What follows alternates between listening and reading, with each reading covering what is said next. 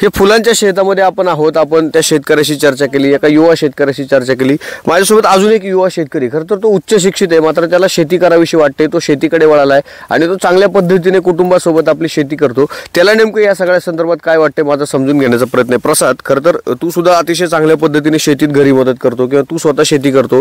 ह्या सगळ्या फुलांच्या अर्थकारणासंदर्भात आता जी चर्चा झाली, तू सुद्धा ती चर्चा अतिशय बारकाईने ऐकली. एक युवा शेतकरी म्हणून तुला समाजकारण, राजकारण, शेती ह्या सगळ्या क्षेत्रातलं तुला ज्ञान आहे, तू त्याचा अभ्यास करणार आहेस. या सगळ्या संदर्भात तुला नेमकं काय वाटतं, तुझं म्हणणं नेमकं काय?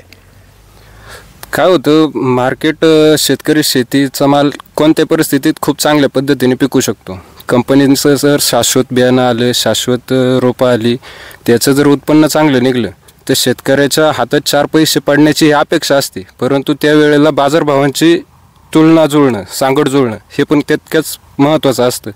काय होतं की ज्या वेळेला शेतकऱ्याचा माल येतो, सध्या चांगल्या वातावरणामध्ये माल चांगला येऊ शकतो, उत्पन्न जास्त निघू शकतं, पण बाजारभाव राहतील त्याची शाश्वती राहत नाही. ऑड सीझनला जर माल घ्यायचं म्हटले थोडेसे कष्ट जास्त जातात. शेतकरी त्याही याच्यावरती टिकून माल चांगला पिकवतो, परंतु बाजार भेटत नाही. झेंडू, आता ह्या झेंडूची फुलं आहे बा, आमच्या मित्रांनी पिकवली बा, चांगल्या पद्धतीने पिकवली, खर्च केला, 6वा-7वा तोडा आहे, परंतु त्याची साईज पण काही कमी जास्त झालेली नाही आहे. उत्पन्न खूप चांगलं आहे, पण बाजारभाव 10 आणि 15 रुपये हे कुठंतरी बदलणं गरजेचं आहे. सरकारला हमीभाव नाही देता आला तर निदान ॲटलिस्ट कमीत कमी त्याची शेतकऱ्याचं उत्पादन खर्च निघाला पाहिजे. आजची जी वाढती मजुरी बघता, खत औषधांची जी वाढती किमती बघता, आज 1846ची म्हणा, 24ची म्हणा, बॅग पण खूप महाग झालेली आहेत. याच्यावरती कुठंतरी स्थिरीकरण करणं नक्कीच गरजेचं आहे. हे जर झालं, उत्पादन खर्च कमी करून शेतकऱ्याचं उत्पन्न वाढलं, उत्पादन खर्च कमी करून उत्पन्न जर वाढलं तर शेतकऱ्याच्या पदरी 4 पैसे पडतील ही नक्कीच अपेक्षा आहे.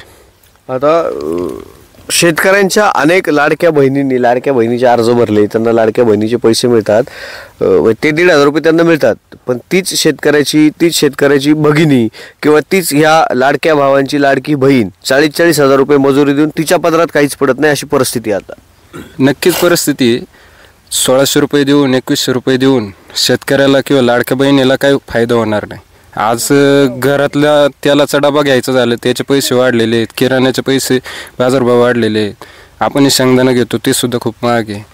2,100 आणि 1,600 रुपये देण्याच सरकारने हे नाही. शेतकऱ्याला जगवायचं असेल, शेतकऱ्यांची पोरांनी जर शेती करायची इच्छा स्वतःतून बाळगली, जशी मी आज बाळगली की बाबा मी शेती करायचं म्हणतोय बा, का बोलतोय, कारण की कुठेतरी वाटतंय की बा पुढे जाऊन शेतकऱ्यासाठी चांगले दिवस येतील आणि शेतकरी नक्कीच पारतंत्र्यातून स्वातंत्र्यात येईल. भारताला स्वातंत्र्य भेटून बरेच काळ उलटून गेला आहे, परंतु अजूनही शेतकऱ्याला स्वातंत्र्य भेटलेलं नाही. या सगळ्या गोष्टींतून स्वातंत्र्य नक्की भेटलं पाहिजे. 4 पैसे गव्हर्नमेंटने दिले म्हणजे बस शेतकरी सुखी होईल, लाडक्या बहिणी सुखी होतील, असं काही भाग होत नाही. नक्कीच. खरं तर अजूनही शेतकरी स्वतंत्र झालाय, पण भारत स्वतंत्र झालाय, मात्र शेतकरी अजून स्वतंत्र झाला नाही, असं या युवा शेतकऱ्याचं म्हणणं आहे.